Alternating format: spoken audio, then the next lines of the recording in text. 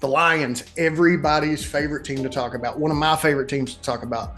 I love the Lions. I love the Lions. Is Jared Goff the real deal? Is he, or is he just playing Masked Singer over here? Like, is he acting like he's fucking done nothing?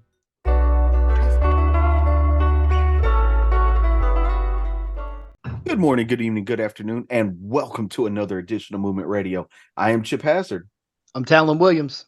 I'm Roger Sierra. Go ahead, guys. Yeah, you can You introduce part of the yourselves. crew? I'm Braden Howard. I'm Chad Queen. And tonight, ladies and gentlemen, here we go. It's it. This is we were supposed to do this way earlier in the year. Shut up, dog. We were supposed to do this way earlier in the year, but since this isn't the way too early predictions, it's just the regular predictions. We're going to be giving you guys our predictions for the upcoming NFL season, who we think is going to win the divisions, who we think is going to be rookies of the year, coach of the year, blah blah blah. You know the whole deal. Are we doing AFC or are we doing NFC today, guys? I feel like starting with NFC, real quick. That works. Yeah. So we're actually going to do this differently. We're going to do this sort of like around the horn. I'm going to bring up this topic, and I'm going to give these guys 2 minutes to say their piece. I'm going to mute everybody else so nobody can overtalk someone else. So let me get this timer set up.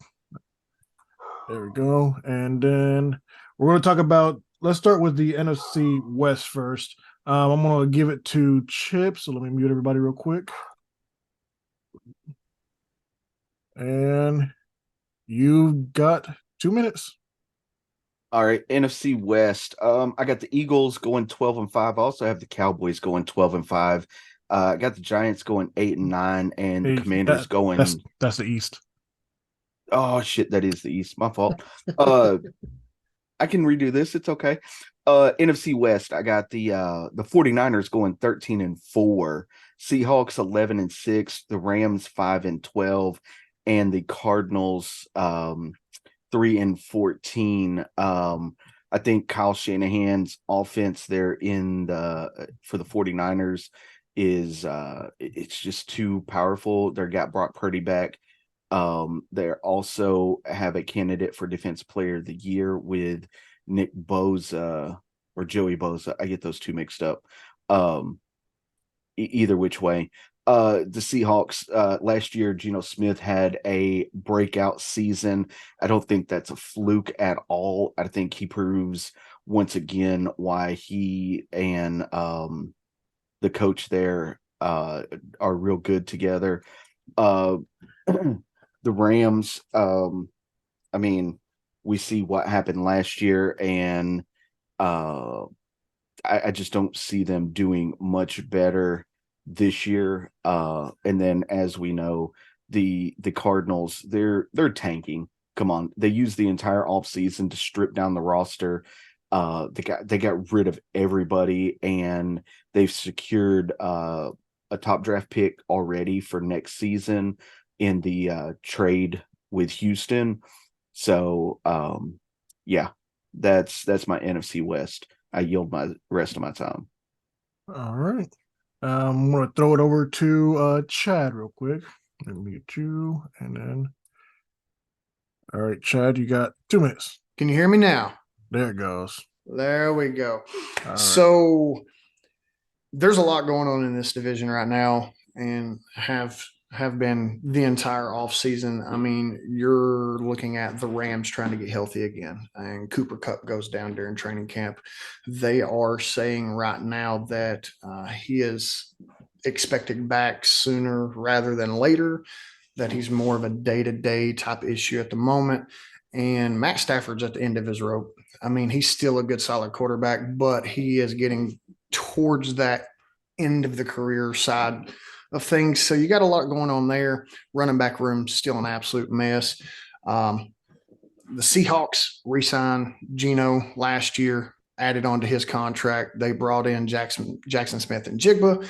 He's already doing good things, making highlight catches during training camp. Is he going to take over Tyler Lockett? Is he going to take over that spot, or is Tyler Lockett going to continue to be a top 10, top 15 wide receiver in the league like he has been in his entire career, no matter who his quarterback's been?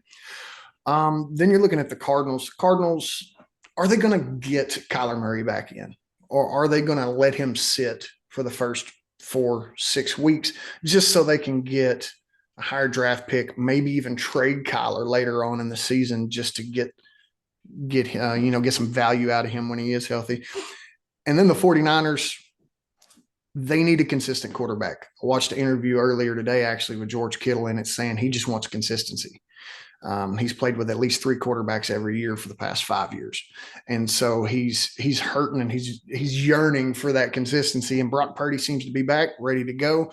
So he's looking good. I mean, honestly, that backfield right now, Elijah Mitchell sitting behind Christian McCaffrey is a good little buffer just in case CMC does go down. You've got Ayuk. You've got Debo still about to take over again. That dude is just an absolute beast whenever it comes to athletic ability. So this division, I'm looking at 49ers on top, making another push for the NFC Championship. Then a little bit of a surprise here. Not really, but the Seahawks, I think, are going to edge out, and I think they're actually going to compete for this division with the 49ers. Rams, if they stay healthy, they actually have a chance. I'll just be completely honest. That team is explosive. We've seen it, 2 years ago? If that team's healthy, they're gonna run rampant. That's and your time, sir. And then the Cardinals at the bottom. All right. Let's move on. Get Braden over here. Let me see if I can unmute you myself, or did I ask to unmute? All right, so we will start at the bottom and work our way up. So starting at number 4, we'll come in with the Cardinals. So with the Texans, these 2 rosters are probably about the most bare bone rosters that you're going to get in the NFL. The Cardinals, with what they did in the draft, pretty solid. Paris Johnson moving around, they accumulated more picks for next year. Paris Johnson is going to be a solid tackle for their team. But still, you look around, Budda Baker wants to leave. Kyler Murray is probably not going to be back until the middle of the year. They're not going to rush him back. He has no reason to come back. That roster is as bare bone as you get. I mean, you have on that offense James Conner, Hollywood Brown, Zach Ertz. Outside of that, there's not much. That team's pretty bare bone, like I said. I don't really see them competing for much. They have no reason to rush Kyler back. They will come in 4th in my projections. Coming up next, I see the Rams coming in at 3rd. Sean McVay probably wanted to take a TV deal for a reason. I mean, Ramsey's gone. This team doesn't have much. You have Kupp. If Kupp goes down, if Stafford goes down, just like last year, this team will struggle. You have Aaron Donald on defense. You have a old Bobby Wagner. You don't have much. And the West is a tough division. I mean, outside of that, you're going to struggle. Stafford's on the ladder of his career. I just don't see the Rams team doing much. Coming up next, you got the Seahawks coming in 2. Geno, I don't think he outperformed last year. I think he's the real deal, The Seahawks roster from top to bottom, Pete Carroll has done an awesome job. Everyone thought that team was going to struggle last year. Pete Carroll knocked it out of the park. Next up, also another note on the Seahawks past 2 years. Oh, my God, they've killed it with the draft. Absolutely killed it. Knocked it out of the park. No surprise. Coming in at 1, you've got the Niners. Probably them and the Eagles. Best 2 rosters in the NFC. Just an absolute juggernaut. Both sides of the ball. If they get quarterback figured out, it'll be awesome. If Purdy is on track for week 1, sky's the limit. That is all I've got. Seahawks, let's see. Niners 1, Seahawks 2, Rams 3, Cardinals 4. All right. And you did it with 4 seconds to spare. All right. I guess it's Talon now. I'm giving you your 2 minutes, sir. You can unmute. I think we're all of one sound mind here. I also have it 49ers, Seahawks, Rams, and Cardinals. Obviously, the 49ers, they're the best team in that division, obviously. Yes, the quarterback situation is going to be somewhat of a question, but if Brock Purdy is ready week 1, then I don't see them having, again, Debo Samuel, Brandon Ayuk, CMC running the ball along with Elijah Mitchell, and the defense is still along with Nick Bosa, along with Fred Warner, who I think is an unsung hero of that defense. He does not get the love that he deserves. He's a really great, also Jimmy Ward playing in the secondary. it's all around the best team in that division, honestly. Seahawks, man, the Seahawks proved last year they weren't no joke. They got it. They barely got into the playoffs, but they still managed to do good. Geno's doing good. He's got Tyler Lockett. He's got DK Metcalf to throw to. Kenneth Walker in the backfield running for him. It's going to be a really good. It diversifies that offense a lot. Defensively, they're still good. Ranking somewhere within, I don't know, maybe the 5 to 12 range as far as total defense. So I think that they will be really, really good. The Rams, like what Chad and Chip said, it comes down to their health. Can Stafford stay healthy? But at the same time, Stafford is at the end of his rope, like what Chad said. At one point, and here's a question that comes up: at one point, do they go to a secondary quarterback? Do they go with Stetson Bennett to come in as maybe a backup if Stafford's struggling? We'll see what happens there. But Cooper Kupp, I hope and pray he has a bounce back year. I'm thinking that he's going to. And besides Aaron Donald and like what Braden said, an old Bobby Wagner, what else does LA have at this point, on that defense? So they're at third. And let's just be honest about the Cardinals. They're tanking for Caleb Williams. That's all they're doing at this point. So I would say, 49ers, Seahawks, Rams, Cardinals. Those are my 4 in a row. All right. I want to get everybody to unmute. We're going to do a quick open.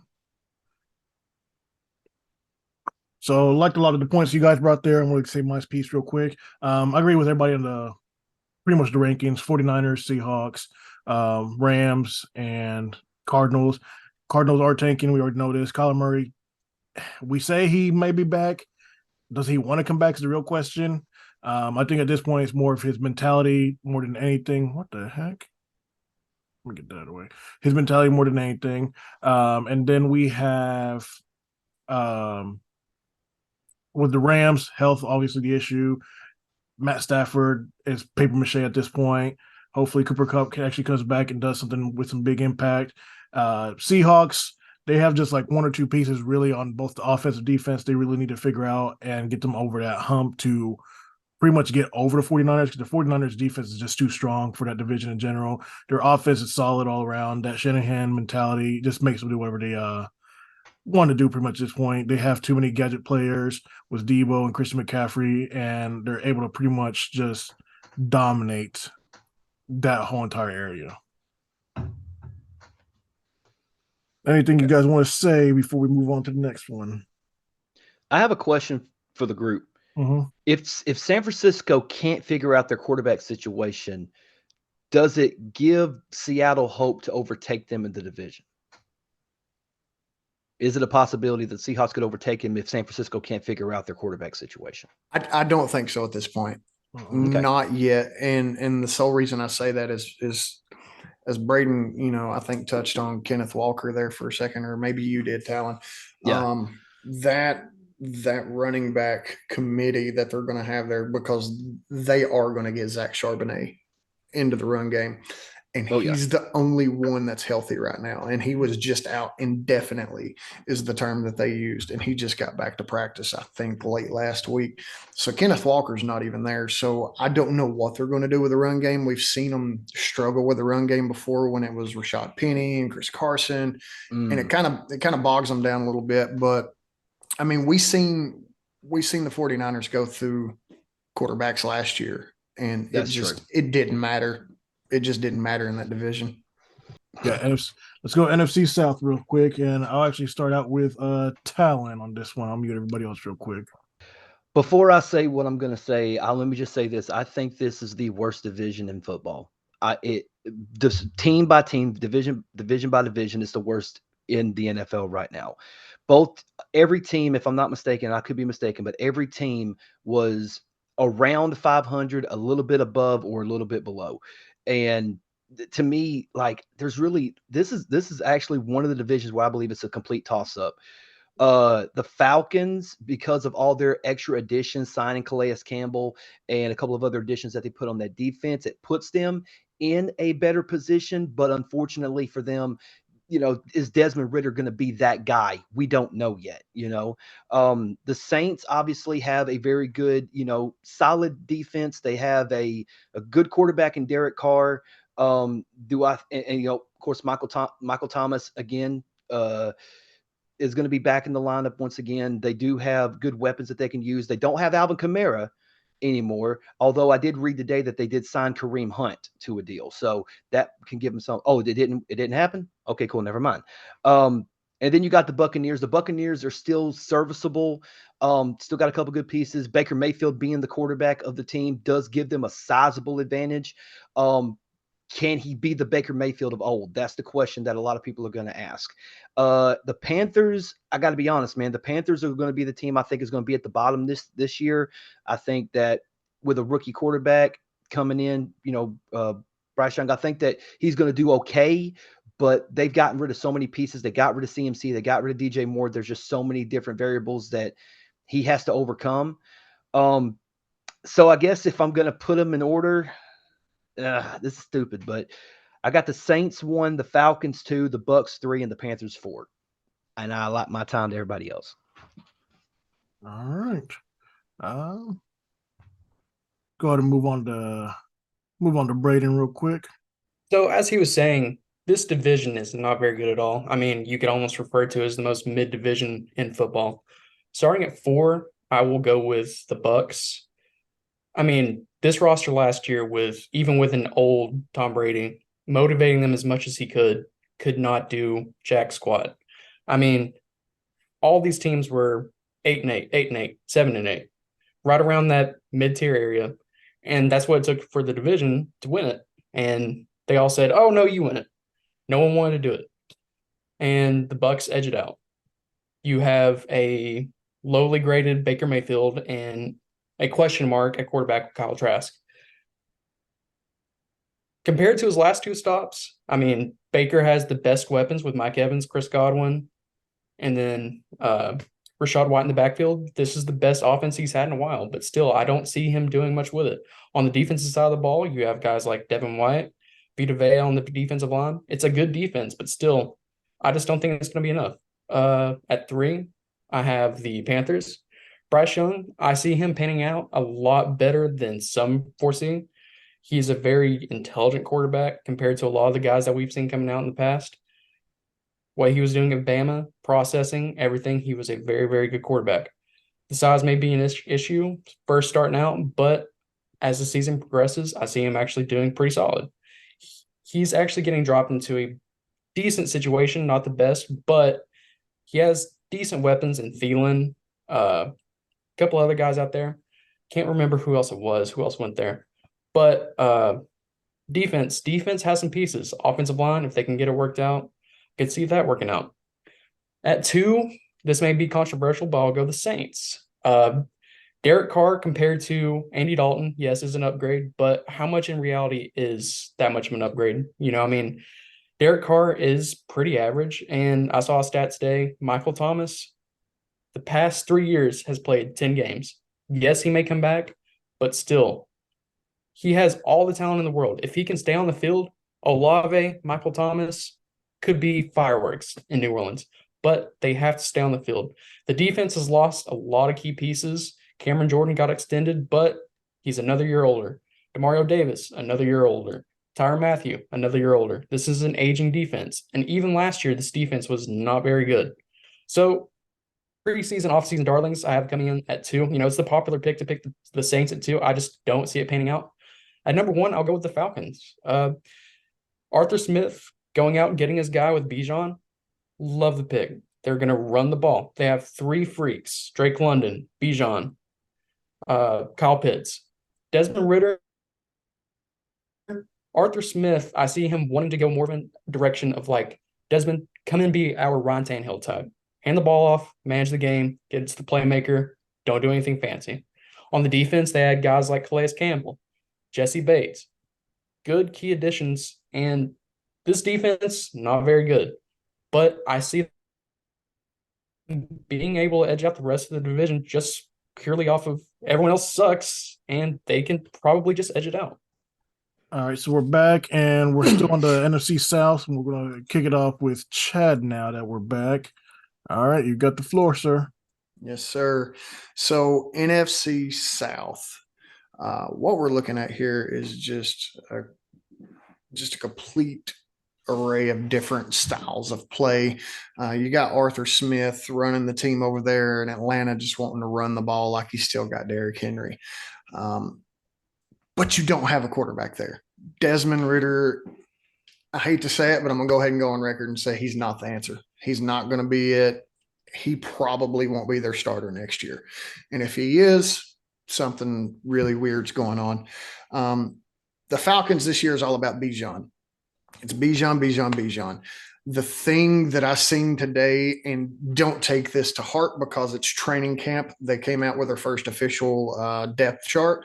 Bijan is currently sitting at running back 3 on the team, which is mind blowing. He will be the starter. No worries there. Tyler Algier, is it Peterson? They're not going to do anything. So then let's go to the Panthers next. Just to be frank, this team's going to be good, but it's going to be later in the year. Rookie quarterbacks don't come in, start day one, and do anything fancy. They just don't. They never have, except for a few names. I mean, even Peyton Manning, which is well above the tier that Bryce Young's in, had a very bad rookie season. And then come out and look at him now. He's a Hall of Famer. So other than that, Miles Sanders is there. He's going to come in. He's going to do his thing. Dude is a solid running back. And then Terrence Marshall Jr., I'm going to go ahead and call him a bust. I think he was picked 59 in the draft a couple of years ago. Absolute bust. Love the dude's tape coming out of college. Blows. Then the Buccaneers, rebuild mode. Baker Mayfield's not going to be the answer. He hasn't been the answer since the day he got drafted. Kyle Trask is going to get a shot. They're going to split time this year. If I was to stat them out, it'd be about a 50-50 split.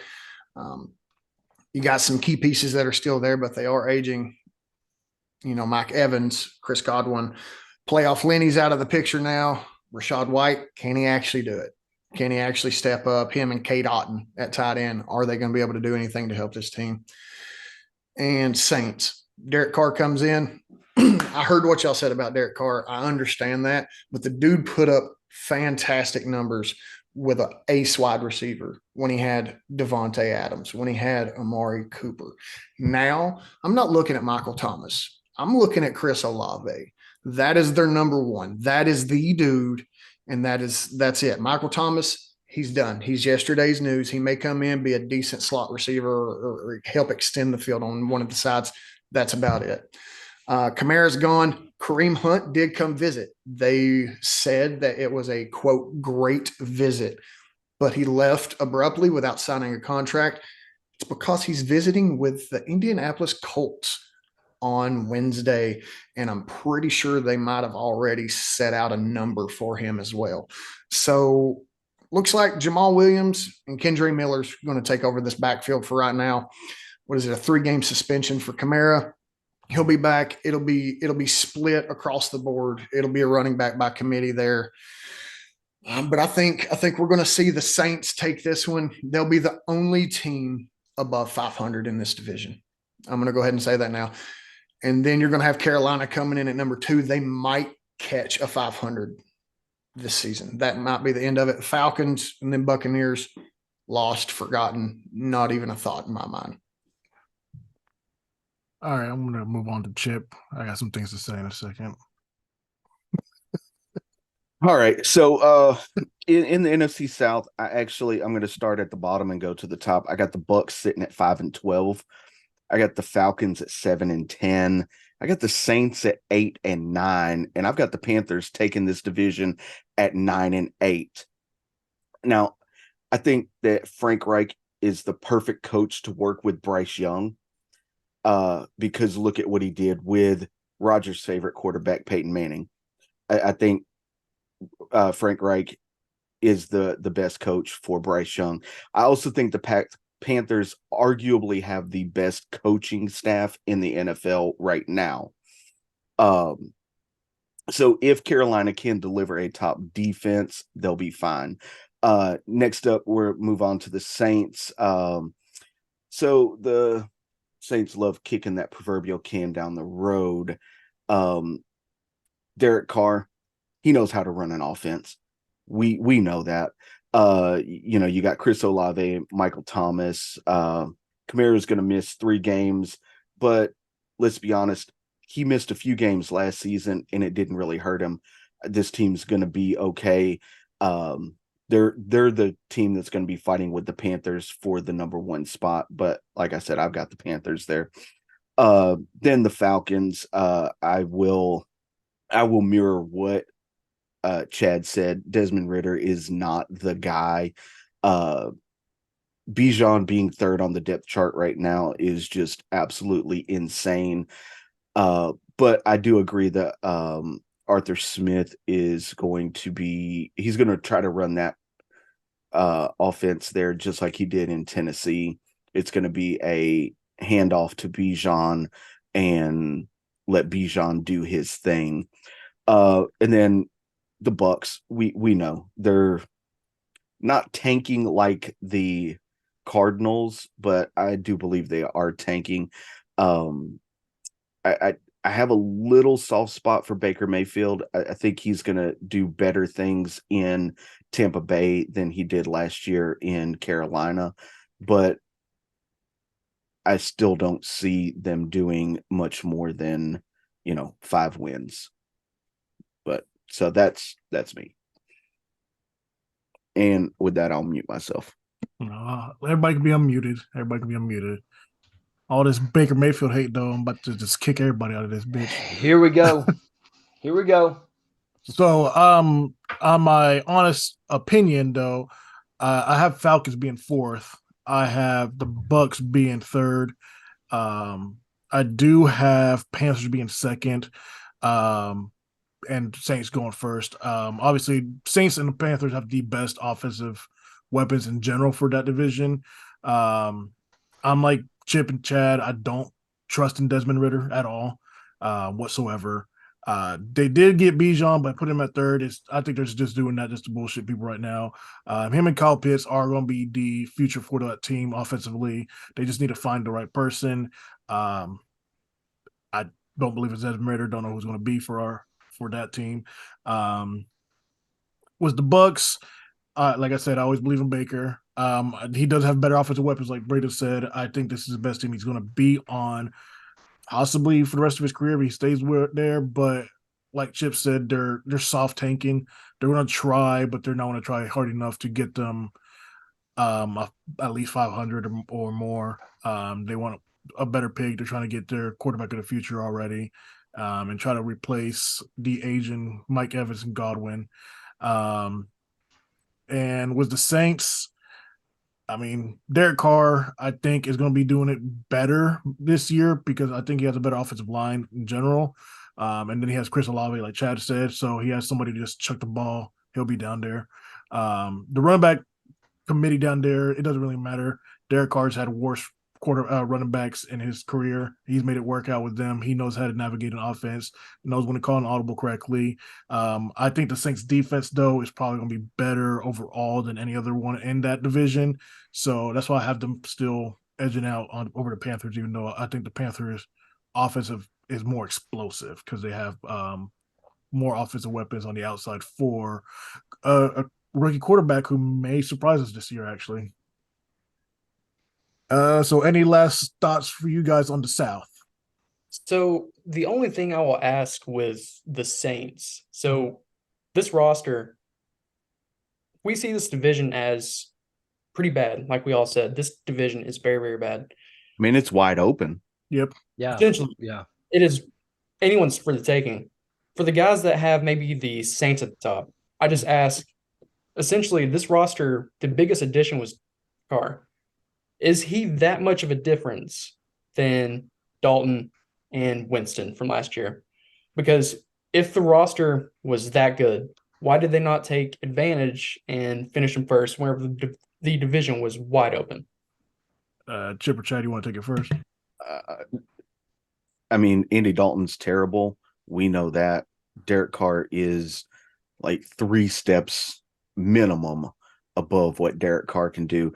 Jameis Winston, Mr. 30 for 30. I mean, 30 touchdowns, 30 interceptions. Like he's okay, but I mean, I had high hopes for him. I thought he was going to be the better quarterback out of him and Mariota.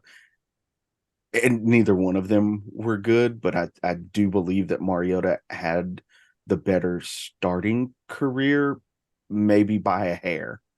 So Mariota was in a better position also, being drafted by Tennessee instead of being drafted by shit.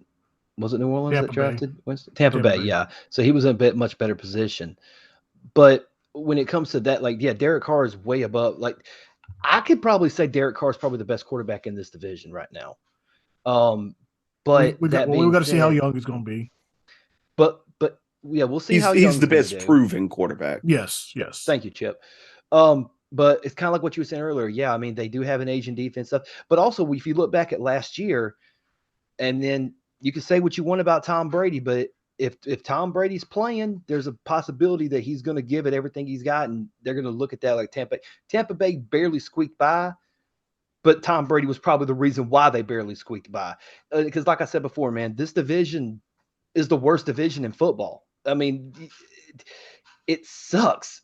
It does. I'm sorry. And like, if I've seen any of these teams playing, I'm like, do I want to watch a massacre? Because if they're playing, you got the Falcons against the fucking Kansas City Chiefs. Do you really want to watch a massacre? I mean, it might be fun to watch it, but it's like, do you really? It's like, I know who's going to win. Why should I care? You know? I mean, if you're a Chiefs fan, you're watching. True. Oh yeah. So my thing with Derek Carr is I've had a comp for him for many years now. He is what people consider a poor man's Kirk Cousins, but I think he's on pace with Kirk Cousins, if not a step above Kirk Cousins when it comes to actually running an offense. They didn't have steady quarterback play last year. They had a lot of injuries. They were riddled with that. The whole Mike Thomas situation and bullshit going on. Didn't know what was happening there. I think they come back, they get healthy. Kamara comes back in. He's aging. He's going down anyways. I hate to say it being a Tennessee fan, but he's going down. I just think this offense is in a better mindset. And I think the team as a whole and the coaching staff is in a better mindset, knowing that they've got somebody out there like Derek Carr that can actually run and be a general on the field, as opposed to Taysom Hill coming in and taking snaps, or Jameis Winston just throwing the rock 50 yards downfield to who fucking knows. Like, it makes that much of a difference for me.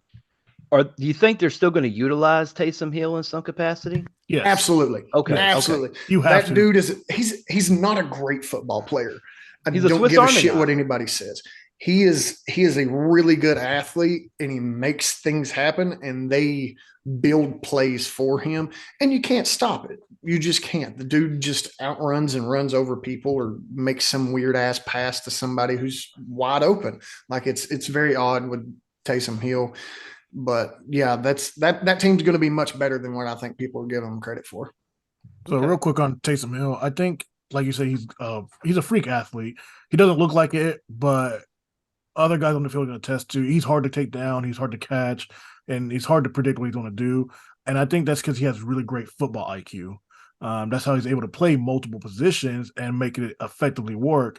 Not many guys can do it like he does. I mean, it's very hard to see a guy that can actually play quarterback consistently, receiver consistently, tight end, and running back. I mean, he is slated as a tight end. Yeah, that's he's what his slated position is. Yeah, but I mean, he throws the rock more accurately than Andy Dalton. So I mean, one more quick thing. I know everybody here shit on Desmond Ridder for the most part, which congratulations, you all got that correct. I believe in it.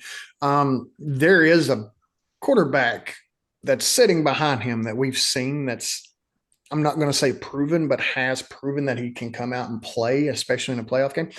Taylor Heineke is his backup quarterback right now and can very easily take that spot from Desmond Ridder if he comes out and shits the bed in the first 6 weeks.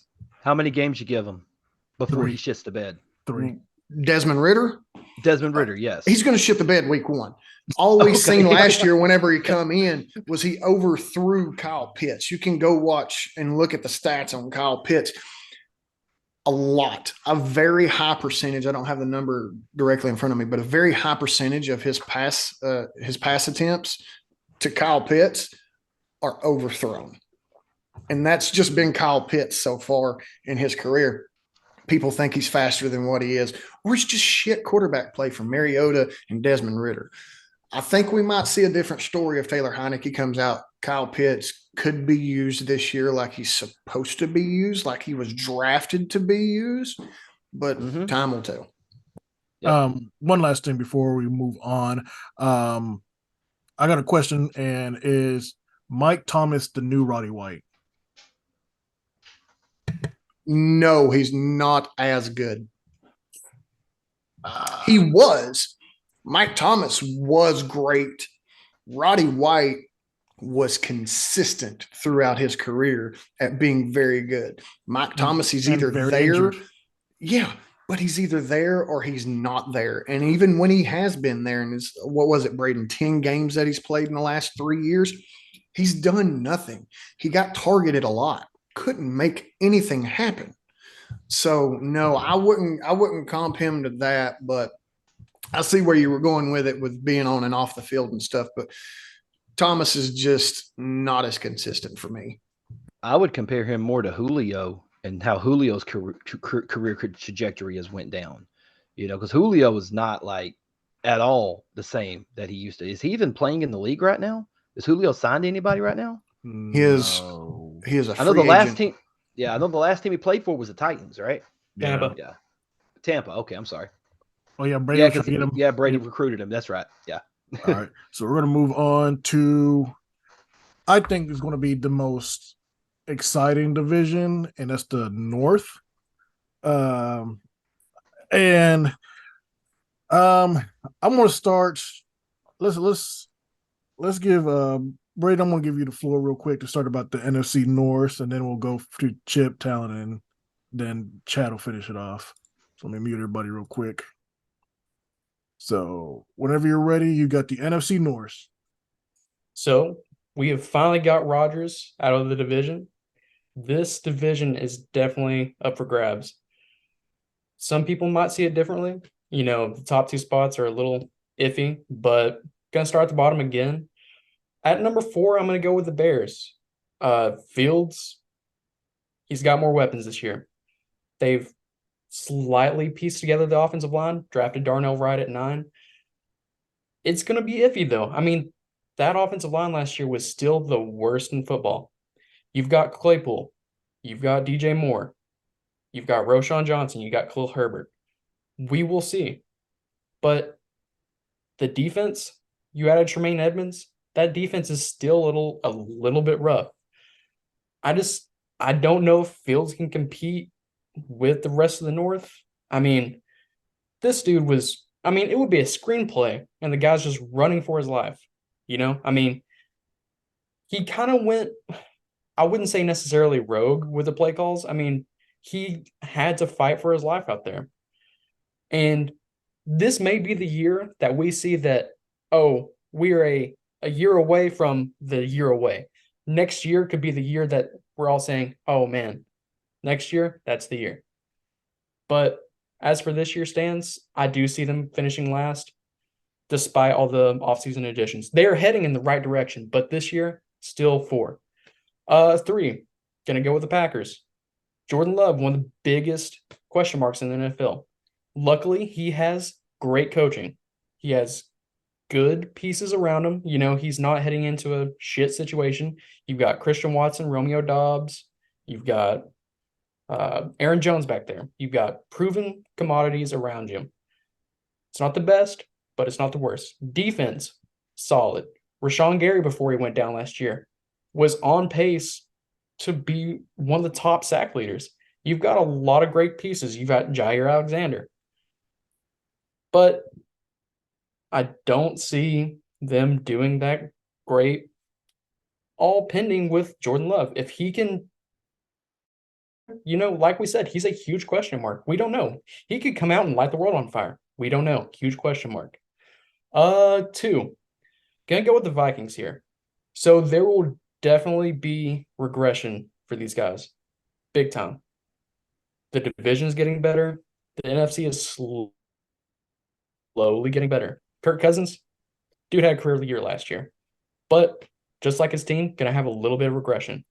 Jordan Addison, I do believe, is an upgrade compared to Adam Thielen, but you do lose a couple of key pieces. This team will go as far as Kirk Cousins will take them, 100%. Justin Jefferson gonna do his thing, but they can't do it all, obviously. Oh, number one, everyone's favorite team, America's team, in my opinion, the Detroit Lions.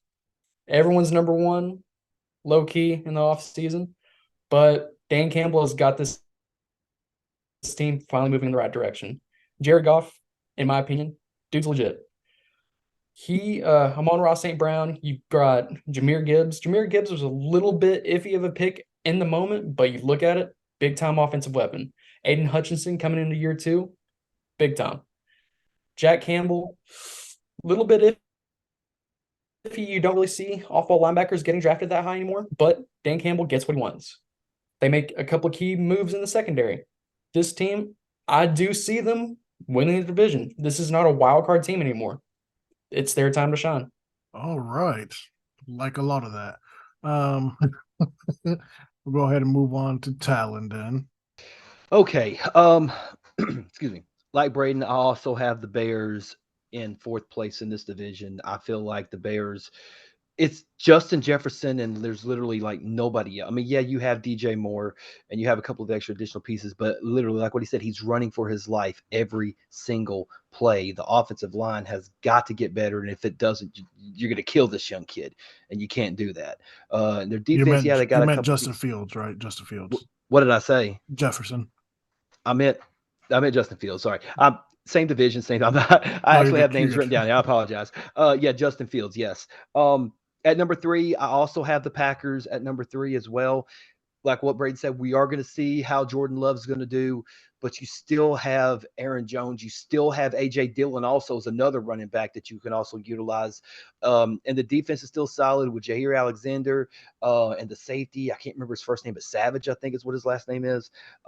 There's a lot of good pieces that they have, but it's not going to it doesn't come together. And we've seen that down the stretch last year in a couple of games, especially the final game that they had against Detroit. Do I think, yeah, quarterback's definitely going to be the biggest question mark. As far as the Vikings go, I got the Vikings at 2. Of course, Justin Jefferson, in my opinion, I think is the best wideout in the game right now. Having Addison on the other side of him will be good. Kirk Cousins is very, very proficient. He can still throw the ball down the field. He can still, make plays when he has to. But Kirk Cousins is one of them quarterbacks where he may not necessarily win you the game, but sometimes he may lose you the game. So it's kind of up in the air when it comes to Kirk Cousins. And the defense is still solidable. But you look at the Lions, and I got the Lions winning this division. I think it's matter of fact, I'll go ahead and throw out a bold prediction right here. I think, honestly, if the Lions win this division, Dan Campbell is going to be your coach of the year. That's my bold prediction. I got Dan Campbell winning coach of the year on that. But yeah, Aiden Hutchinson, we'll see how he does this year as he progresses. Again, Amon-Ra St. Brown and Jared Goff, their connection is really good. They still got a good run game. The offensive line's getting better. To me, it's a no-brainer that the Lions – there will be somewhat of a back and forth between the Lions and the Vikings, I think. I think the Lions will eventually supersede them. So that's my thing. I got Lions, Vikings, Packers, and Bears. All right. Move on to Chip here. You can start whenever you want, sir. All right. So with the Lions last made the playoffs since 2016, and they haven't won a playoff game since 1991. That's one of the longest championship droughts in sports. So I do think that ends this season. I have the Detroit Lions going 11-6 this season. But I also have the Vikings going 11-6 this season. Packers are at 6-11, Bears are at 5-12. That's my order. For the Vikings, like Braden said earlier, regression is coming. While they won 13 games last year, I think that the regression brings them to only winning 11 games this year. The biggest thing for the Vikings is they just hired Brian Flores as their defensive coordinator, and I think that is going to be a major uptick for them. The problem is they don't have the bodies or experience or talent in the secondary to be a top 15 defense. Brian Flores is going to do what he can do, but 11 wins is Minnesota's ceiling this year. For the Packers, this is the first time since 1991 where Brett Favre or Aaron Rodgers have not started for the Green Bay Packers. So similar to the Falcons, I think Green Bay has a well-constructed roster with a strong offensive line. However, their biggest question mark is quarterback. And Jordan Love is still a huge, huge question mark entering this season. For the Bears, just kind of what Braden and Talon said.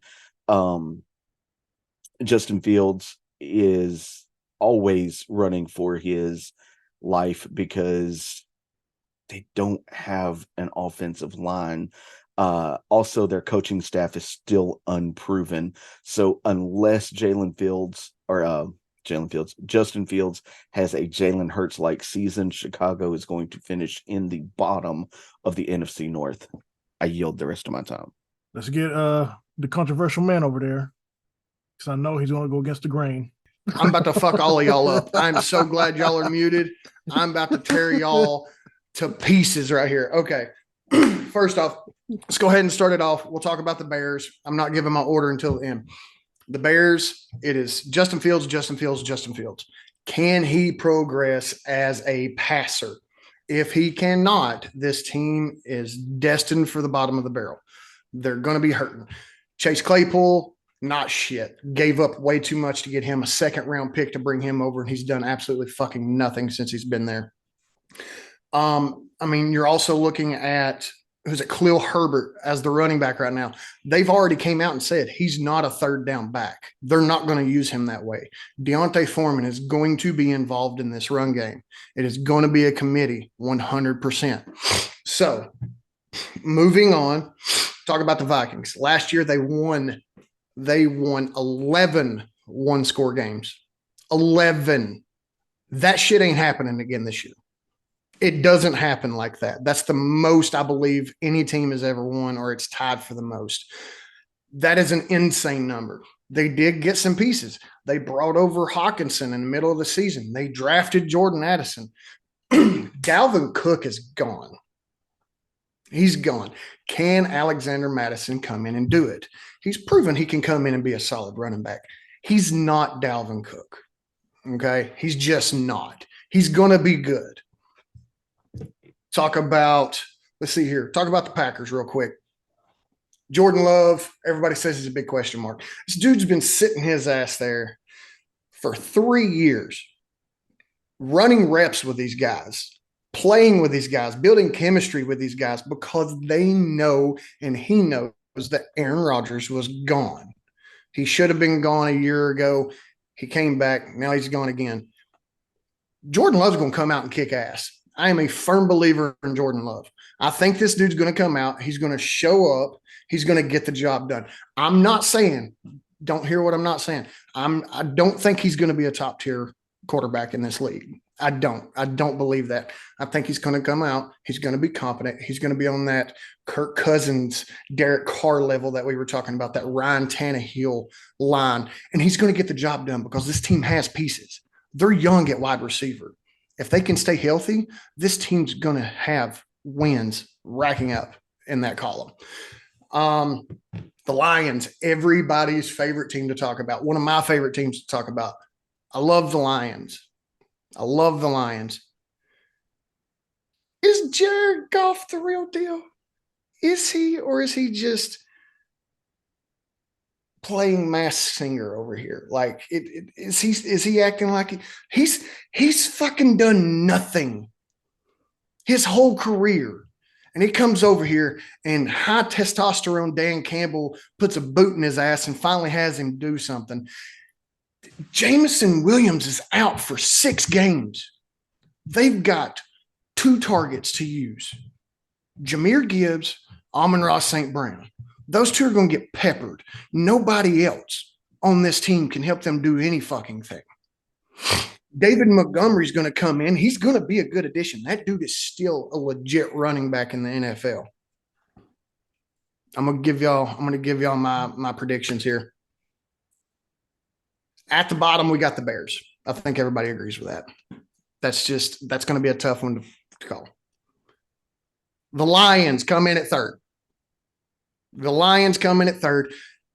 They might have a winning record, but they still end up in third. Vikings second. Packers take this fucking division. That's my hot take. Fuck all of you. I said what I said. All right. Well, he's muted. All right. Done with that trash. Oh my God. I'm gonna let everybody else unmute though. So Okay, y'all can't give me any more shit about my Raiders pick last year. Y'all can't give me any more shit about that.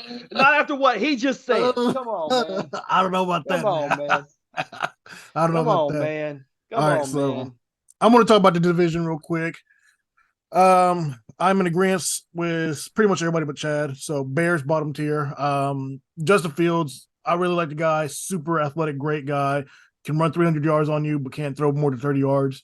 Unfortunately, because his team is just horrible and he has no pocket to protect him, and he also doesn't have the great weapons to, I guess, audible in the middle of the field to come back and help him out. Maybe they're going to get something going this year. I doubt it with that offensive line. Packers also third. It's not that I don't believe in Jordan Love, is that I just don't see him getting past the pressure that he has on him right now. Yeah, I agree with you, Chad. He has the chemistry and everything built up with him and everything like that. I just need to see him prove it. Then I'm going to go with the Vikings, and like Brady said, the regression, and the key is I think the regression is because they're losing Dalvin Cook. Well, they lost Dalvin Cook, not losing, but they lost him.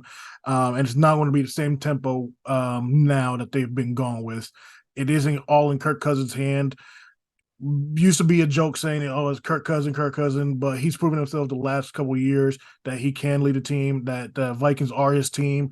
He has great weapons around him. Like Chad said, the middle of the season pickup of Hawkinson really helped him out a lot there. I just need to see how they're going to go with this run game. They didn't use the run game as much last season. I don't think they're going to go away from the run game completely. I just think it's going to be used probably 20% of the time instead of what it used to be. And like last season, I'm going to say it again this season. Let's go Detroit. Let's go Detroit. Jared Goff is that quarterback, Chad. I want you to stop talking to yourself like that.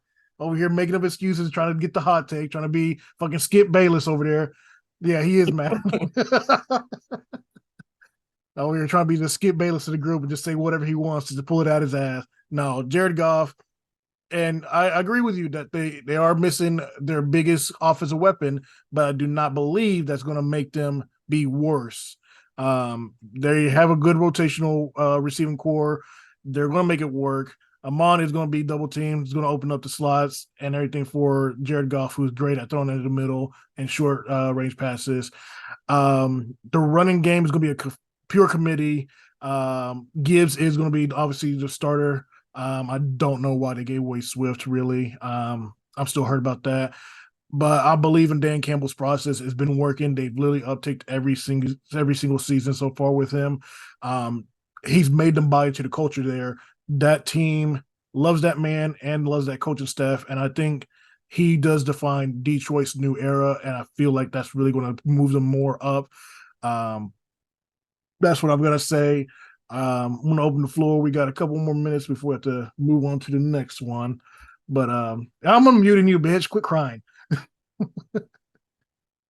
You muted yourself. This guy. You're still muted. You didn't push the button. You're still muted, man. I've hit it 3 There you go. times. There you go. Okay, it's you're about good, fucking you're good. time. I get what y'all are saying about Detroit. I've loved the hype. Loved it, but I think it's all hype. they are getting better. They're going to progress. They're going to keep going forward because Dan Campbell has come in and, like Roger said, done a great job of just injecting this team with steroids and a lot of fucking tension and made them go out there and just beat the shit out of people. That's what he does. That dude is a monster himself. He could go out there and play fucking linebacker. But the thing is, I don't think all the pieces are there. I think the reason they're not going to win this division is because they're going to get to a slow start.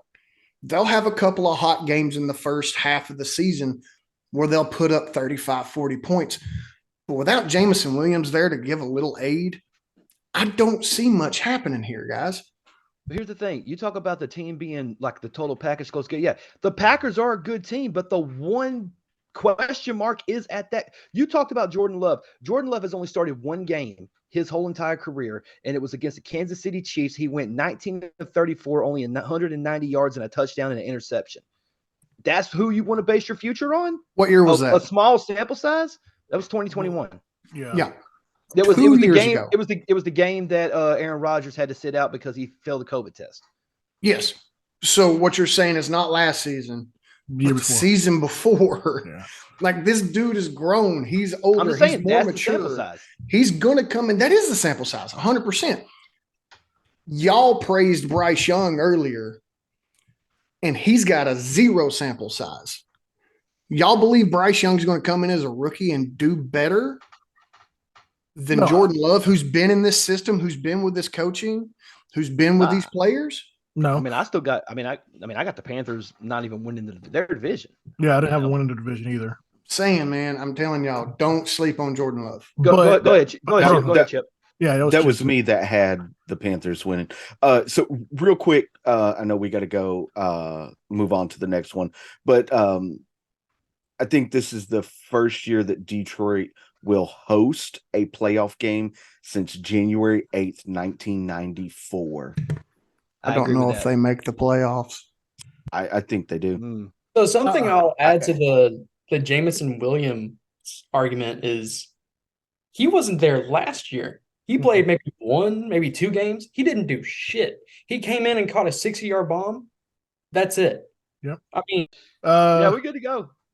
There we go. Sorry about that. I cut off Braden by accident, so you can go ahead and talk about Williams not being shit. So go ahead. Williams did not do shit, nor do I think when he comes back is he going to do shit. I think he's low-key a problem child, and he'll be out of the league in a year or 2. Has all the talent in the world, but brother can't stay out of trouble. You know, I mean, he's in training camp being a crybaby, you know? But, I mean, you do have pieces there to compete. You have Sam Laporta they drafted this year, tight end. Solid vertical piece to replace Hawkinson. You also have Marvin Jones. Dude can get the job done. Dude is old as shit. Good vet. Dude can get the job done. Doesn't matter. Win the division. So I do have to say that Detroit has a really hard schedule this year. Obviously, they're starting out the season going against Kansas City at Kansas City, so I don't see them winning that game. They go against Seattle after that. That's a maybe. We just got to see how Geno's playing pretty much in that first game to decide that on the second week. Then they have Atlanta. They're winning that one. Green Bay, I think they're going to beat them on that one, even though it's in Green Bay. See them beating Carolina, see them beating Tampa. Don't see them beating Baltimore. See them beating Vegas. Don't see them beating the Chargers. Then they have the Bears and the Packers. So see them winning those 2. Don't see them beating New Orleans. See them beating the Bears. They can beat Denver. Just really depends on Sean Payton. We'll get to that later. They'll lose the game at Minnesota on Christmas Eve. They'll beat Dallas on New Year's Eve, but they'll beat you don't think they'll beat Minnesota at home though. You got Dallas beating the Bears? I mean the Lions? Yeah, absolutely. But one thing I will say about Jameson Williams before we move on, and Braden, I do agree with you. I get it. He is a problem child. I don't know if he's an asshole or not. I've never met the guy. But one thing about Dan Campbell, if he can't get him straight, he'll ship him off. Mm-hmm. He's new to the league. He was drafted 12th overall, I believe. He's going to hold value. So he will bring in another piece to take his spot if this continues. I think Dan Campbell gets him straightened out. I think he comes in, he puts his talent and his potential out on the field, and we'll see what happens from there.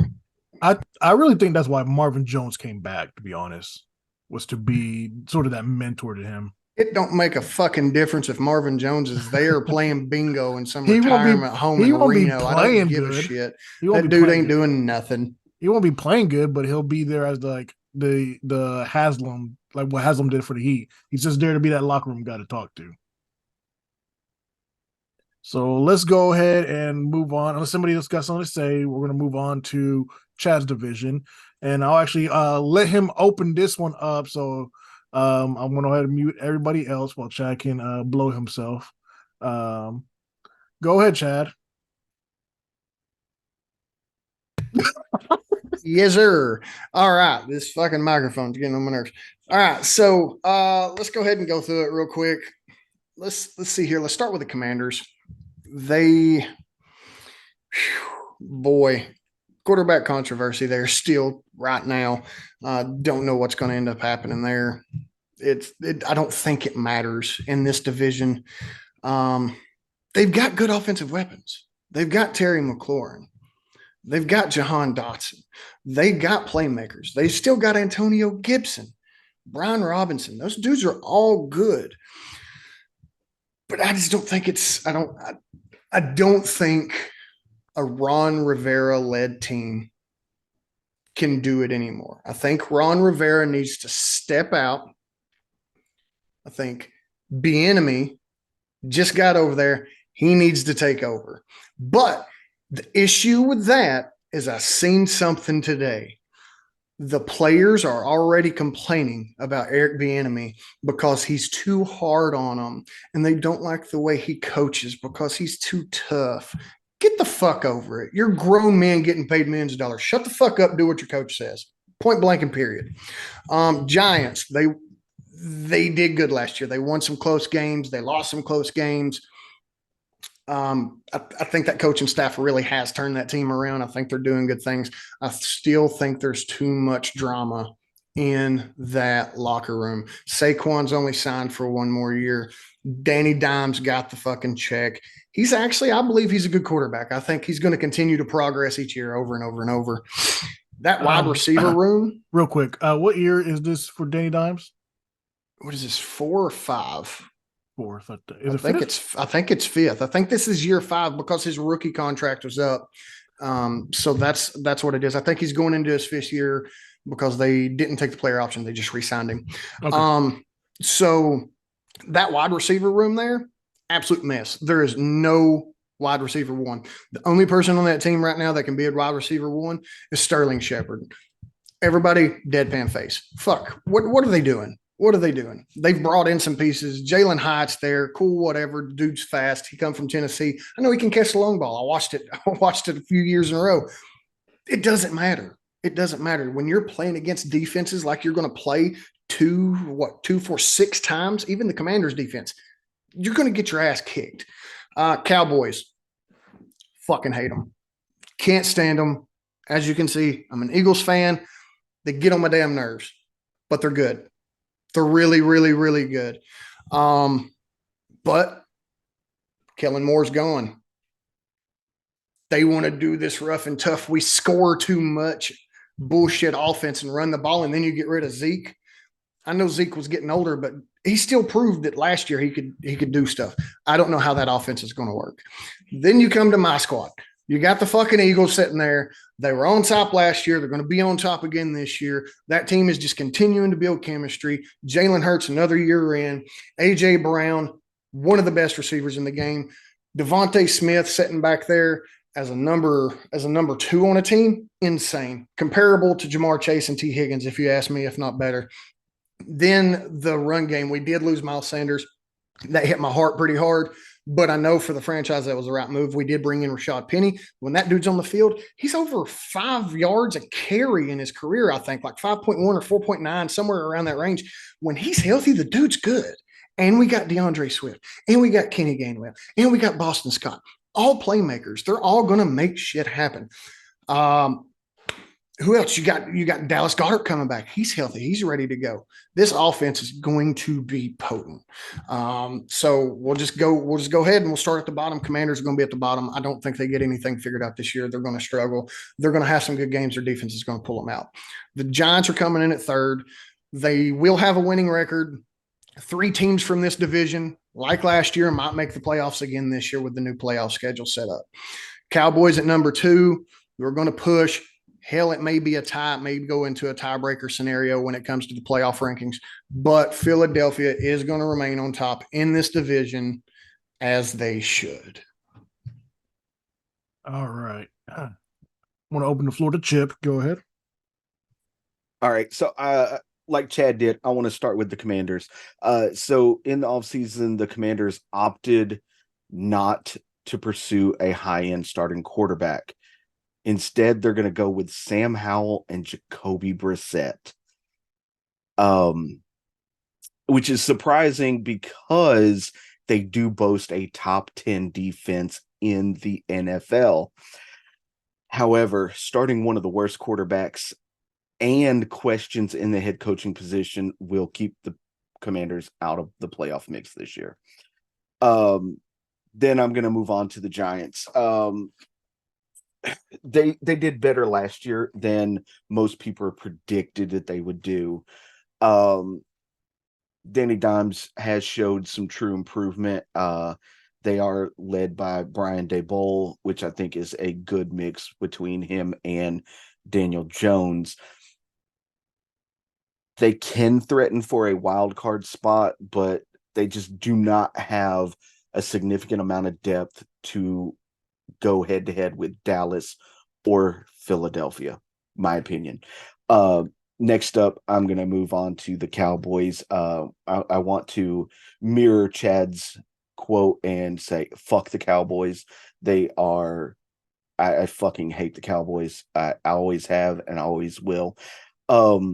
Mike McCarthy, Dallas has had consecutive 12-win seasons, and they are ranked 6th in the Football Outsiders total DVOA. Now, heading into this season, the defense did get better. They added Stephon Gilmore, Mozzie Smith. They added Brandon Cooks and a healthy Michael Gallup. So they are a championship contender team. But for the first time in 2 decades, you have the Philadelphia Eagles. They will repeat as NFC East champions. They sit near the top in the NFL defensive rankings, and there aren't any real weaknesses on this defensive squad. You got to think they had 7+ turnovers last year, which was 3rd in the NFL. They had a 47.6% third down conversion rate, which was also 3rd in the NFL. They're going to repeat that. It's going to be a tight race between them and the Cowboys to get that playoff spot, that locked playoff spot. I have the Eagles taking the division at 12-5. The Cowboys are going to mirror that and come in second, also with a record of 12-5. Then I've got the Giants at 8-9 and the Commanders at 7-10. Okay. I'm going to open it up to Braden now. All right. So just going to talk about the teams a little bit. So going to go a little bit out of order here. Going to start with the Cowboys first. So I think this year, personally, we're going to see just how much Kellen Moore meant to that team. The past couple of years, we have been so used to this offense being so high-flying. We expect points every single week. The defense is solid. You've got Micah Parsons over there. You added Stephon Gilmore. Defense is solid. But in my personal opinion, the direction you are wanting to go with the offense is not going to work. In my opinion, you are wanting to slow the game down, and run the ball with your committee of a tiny-ass Tony Pollard and a tiny-ass, non-reliable Ronald Jones. By all means, do that. If you want to try that in the NFC East, one of the hardest divisions of football, go right ahead. But personally, I don't think that'll work. Kellen Moore is a hell of an offensive coordinator, and he's going to go kill it with Justin Herbert. Absolutely kill it. If you want to let him go right ahead. We can see how much of a bad coach Mike McCarthy is. That's why right now he's probably one of the top guys to be let go mid of the season. But Cowboys, they do good consistently year after year. But this year, honestly, I don't see them doing that well. Let's go with the Giants next. So, Brian Daboll, year 2. Dude's a hell of a coach. We're seeing the Giants do things this past year that we have not seen them do in a long, long time. Football is better when the Giants are good. I love seeing the Giants do good. Another guy that I like, Wink Martindale, former Ravens defensive coordinator. Killed it, absolutely killed it with the defense on the Giants last year. You've got Kayvon Thibodeau coming back. You've got a lot of core pieces coming back to that team. Leonard Williams on that defense, Dexter Lawrence, Azeez Ojulari, a lot of good guys. Xavier McKinney on the back end. Blitzes the hell out of the offense. That is Wink's big thing. Great defensive coordinator on the offensive side of the ball. We have nothing to worry about contract-wise. Danny Dimes got paid. Saquon got paid. Saquon didn't get the money he wanted. Still got paid. And there are questions in the wide receiver room, yes. But you saw dudes like Isaiah Hodgins getting the job done in the playoffs last year. Guys will get it done. Daniel Jones, like you said, is getting better each and every year. But one key piece I want to see you guys pay attention to this year. Darren Waller. Darren Waller will absolutely kill it in this offense. There are already reports coming out in training camp that this dude is unguardable in training camp. Problems everywhere. The Raiders, wasn't really the best fit for him. I think with a new revamped team, this could be a great opportunity for him. I love Jalen Hyatt. I don't think he's necessarily a speed threat only. Dude is an actual receiver. He will not be a number 1. I promise you, he will not be a number 1. But he is a great offensive weapon. Let's move on to the Commanders. So, gonna go ahead. Not really a hot take, but I will say Ron Rivera will be the first head coach removed midway through the season. Eric Bieniemy will step in head coach. There have been a lot of questions as to why he has not gotten the head coach job. Shady says one thing, another guy says another thing. Everyone says he's a hard ass. He has a questionable past. So, at the end of the day, dude is a good coach, yes, but we will see. At the quarterback position, we do have the question mark of Sam Howell. We have a lot of questions at the quarterback position around the league, Sam Howell being one of them. But behind them, situation is a little bit similar to Atlanta, like how they have Taylor Heineke. We have a proven vet in Jacoby Brissett sitting right behind Sam Howell. I personally love Brissett. Brissett last year in Cleveland was absolutely doing fine. Deshaun Watson comes in, everything goes to shit. But like you guys said, the Commanders do have some awesome offensive weapons. You have Jahan Dotson, you have Antonio Gibson, Brian Robinson, Terry McLaurin. It can work. If Bieniemy gets his shit together, this offense could be fireworks. But NFC, very tough.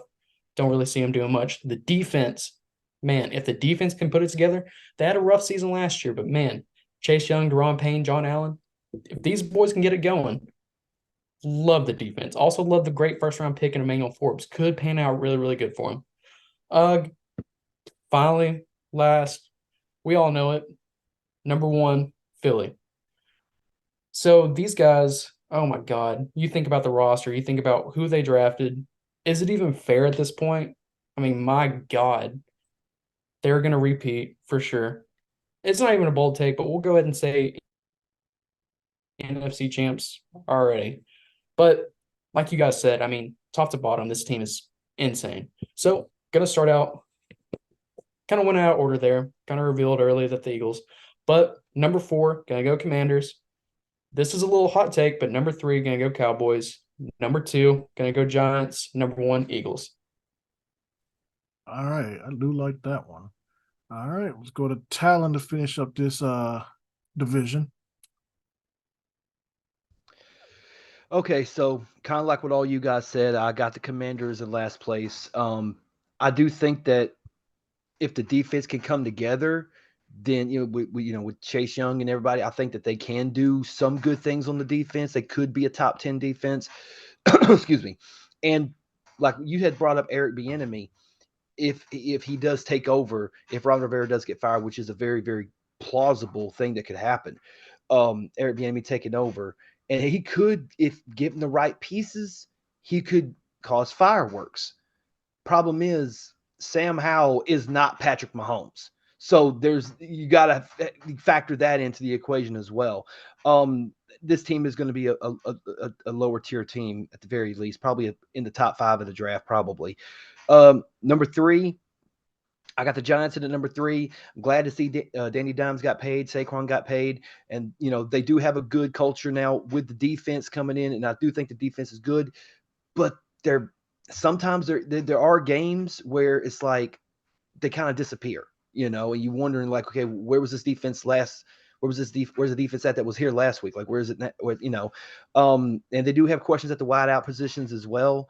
But yes, getting Darren Waller definitely helps. It's definitely going to extend the field for Daniel Jones. So that's a possibility. And again, like what Chad was saying earlier, this could be a situation where 3 of these teams could make the playoffs, and the Giants definitely have a shot to get in there. Maybe number 6, number 7, possibly. Number 2, I got the Dallas Cowboys. Can Dak Prescott stay consistent? Can he stay healthy? That's the question. Tony Pollard, he's a serviceable running back, but it was always him and Zeke as the 1-2 punch. Zeke's gone. He's not as good as he used to be, so we'll see what happens there. They still have good player. They still got Micah Parsons. They still have Trayvon Diggs. So they do have some good. D-Law is still there in Dallas. So they're still a top tier defense. And again, the coaching philosophy, how's that going to work? We're going to see what happens. And obviously number 1 is the University of Georgia Eagles, who for all intents and purposes, I mean, literally this team, you have a top 5 quarterback in Jalen Hurts. You have a top 5 wide receiver in A.J. Brown. You have a plethora of weapons at your disposal. And Chad didn't bring this up earlier, but my God, the freaking defense. You got Jalen Carter out of Georgia. You still got Fletcher Cox. You still got Brandon Ingram. You still got Josh Sweat. You still got they signed James Bradbury in the offseason to a 3-year deal. They got Zach McPherson. They signed Darius Slay. I mean, it's almost unfair that this team is this good, and I'm going to say it right now. I'll go ahead and say it. I also have the Eagles winning the NFC as well. I think once again, it's going to come down to them and the 49ers in the NFC Championship, in my opinion, unless Detroit can somehow make a crazy, miraculous run, but we'll see what happens. I'm not going to get too far ahead of myself. But yeah, so in order, excuse me, I got the Eagles, the Cowboys, the Giants, and the Commanders. All right. I'm going to say my piece real quick. So I think this division is the best division in football right now. Defensively for sure. Offensively, because of Washington being there, I can't say that overall. But the top 3 teams are obviously possibly going to go to playoffs again. I'm going to start at the bottom. I'm going to go with Commanders or Brigade or Red Wolves or Breadsticks, whatever they want to be called next season. But I think the only reason why Eric B went there to begin with is because he knew that Ron Rivera was going to get taken away from the head coaching position. So why not go ahead and just be there in position, starting to get these people ready?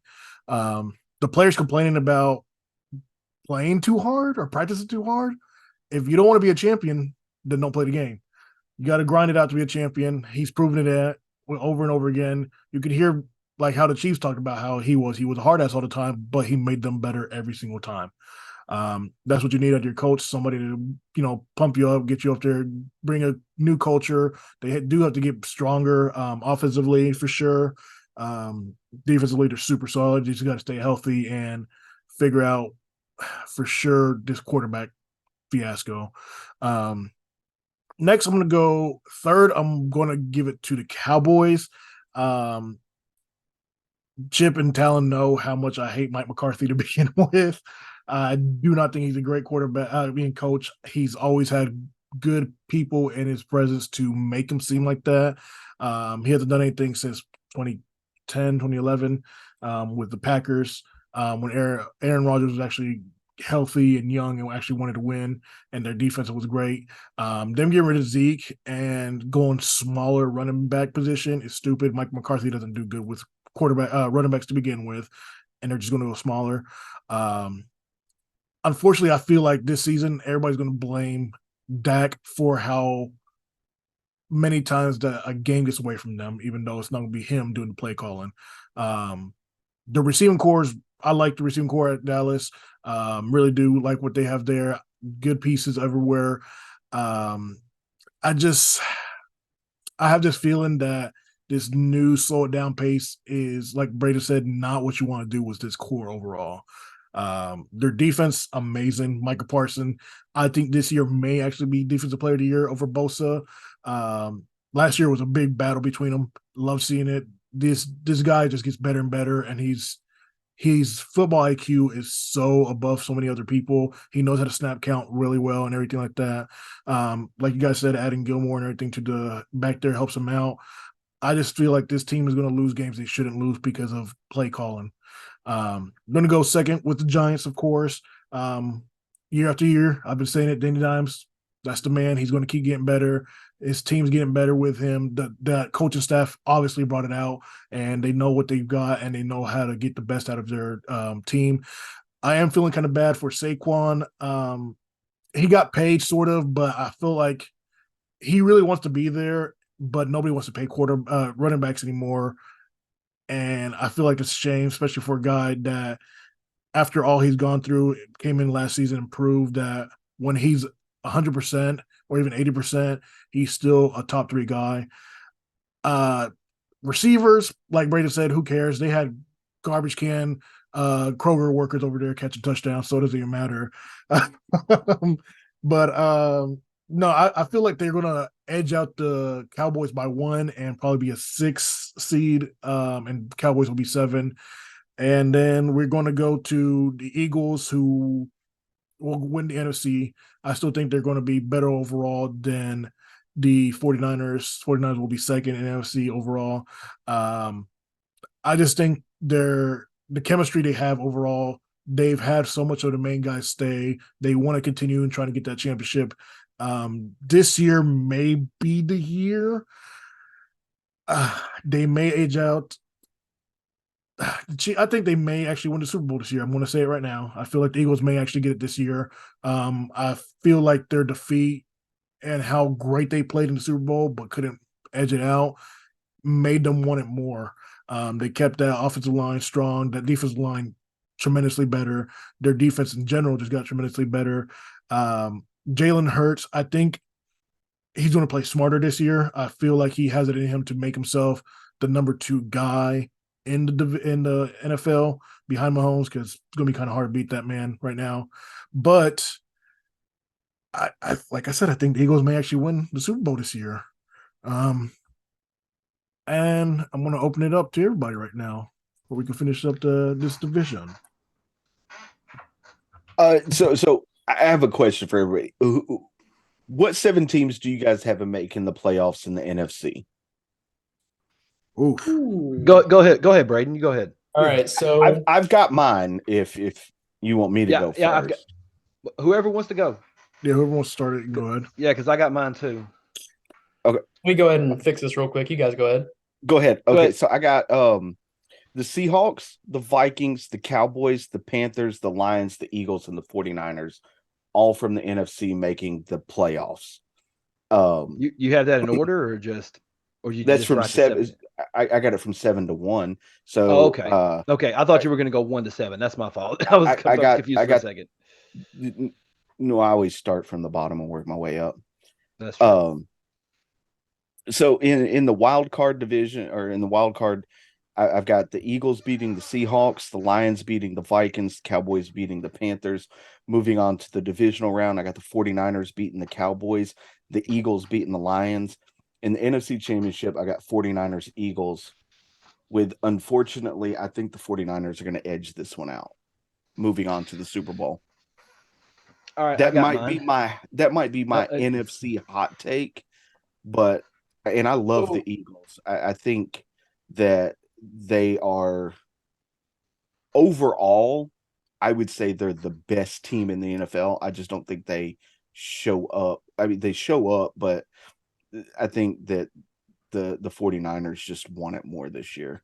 So let after me all ask the you, controversy. let's say if it comes down to the NFC Conference Championship, right? Mhm. Let's say we get the exact same situation as last year. We're in Philly. We have the exact same squads. These, aside from all the Georgia players coming in, these are the exact same squads. Brock Purdy's healthy. You think San Francisco can go into Philly, the hostile environment? Do you think they win that game? I don't think it's a home game for Philly. It's a home game for the 49ers this year. Oh, I'm just saying, if that happens in the NFC Conference Championship, do you think that they can go and win? I do. I don't think it's not a blowout. This is a 3-point game one way or the other. You have lost your fucking mind, Chip. Oh my God. No, I don't think I There's- have. There's no way. We seen it last year.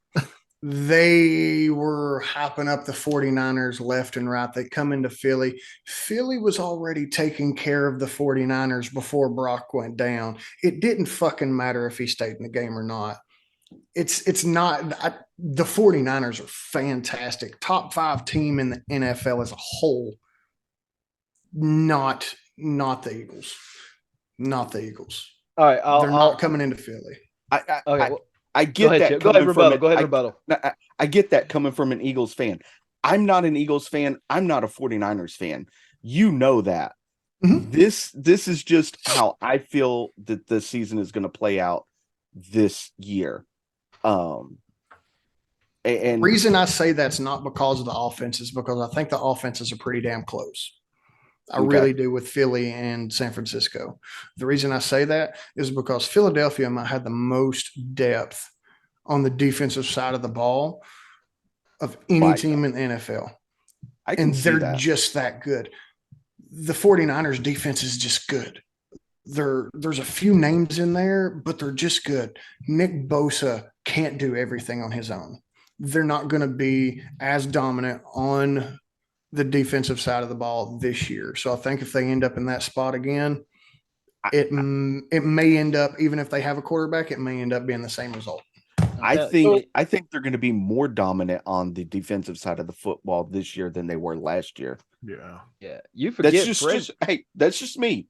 I think Chad's Hey, forgetting that I'm- Fred Warner is a good linebacker and that Jimmy Ward is a damn good, secondary player. No, Like, they're great. They're great. I Like I wouldn't- said, they've got pieces.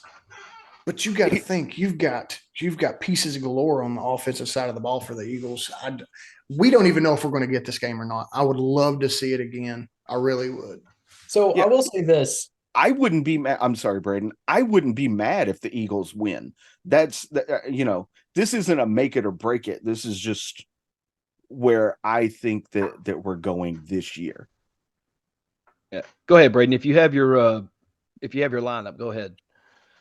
So before I bring out the lineup, the only thing I will say to the Philly home field advantage, I mean, the Commanders came in last season, if I'm not mistaken, on a primetime game, and were able to beat Philly.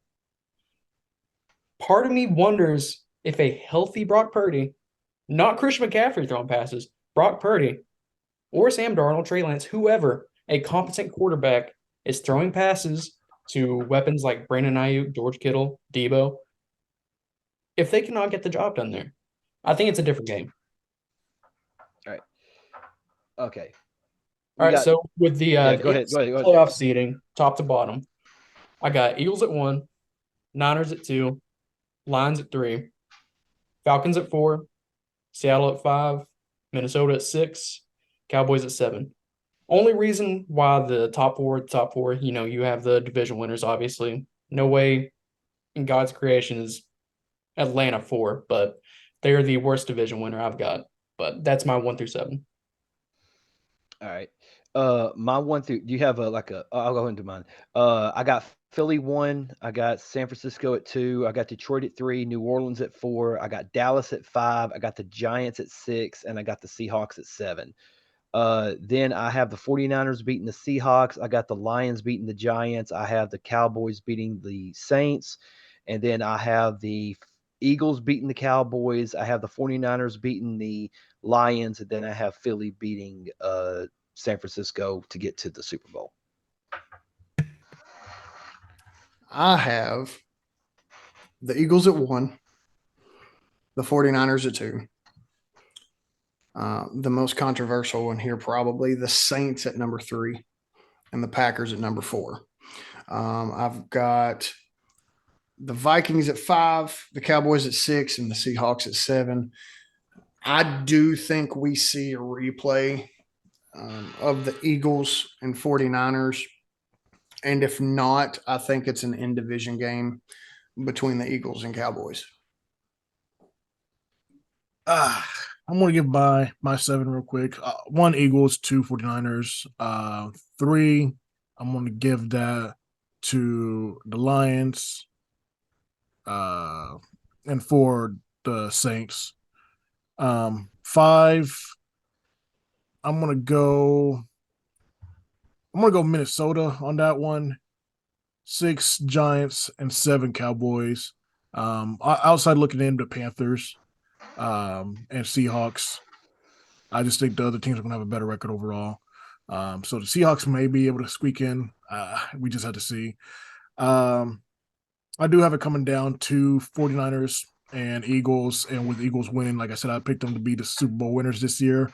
I just feel like Chad said the depth overall for that team, offensively and defensively, is just too strong. Only thing I can see is just a random fluke of Patrick Mahomes doing Patrick Mahomes things again.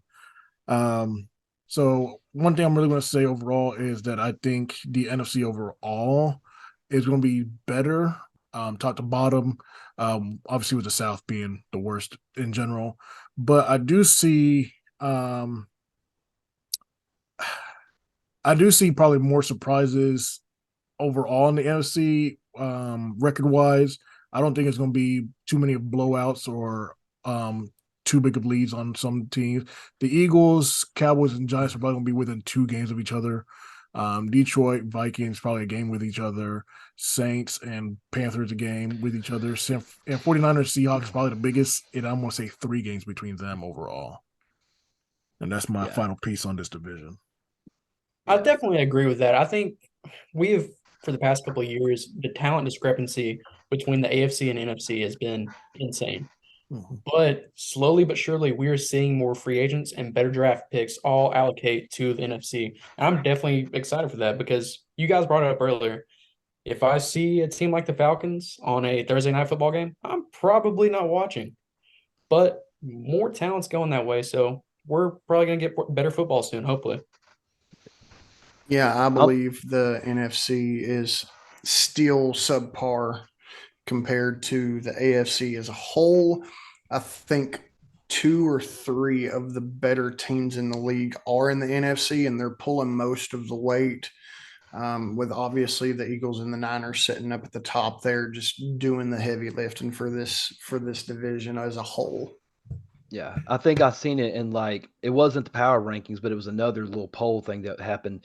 It's like out of the top 10 best teams in the league right now, 7 are AFC teams.